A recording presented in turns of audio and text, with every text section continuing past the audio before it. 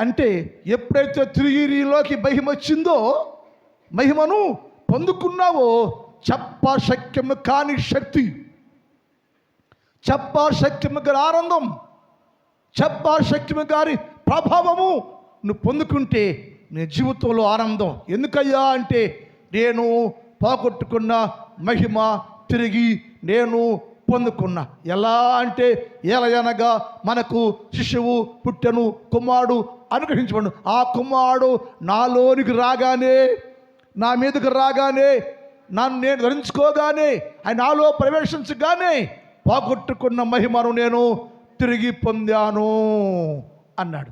అది పొందుకోవటానికే, ఆ మహిమను నీకు ఇవ్వటానికే నా దేవుడు ఎదుకొచ్చాడు. ఆ మహిమ నీకు ఇవ్వాలని పిలుస్తున్నాడు. మానవుడు, మహిమను కోల్పోయిన మనుషుడు, రమ్ము రా,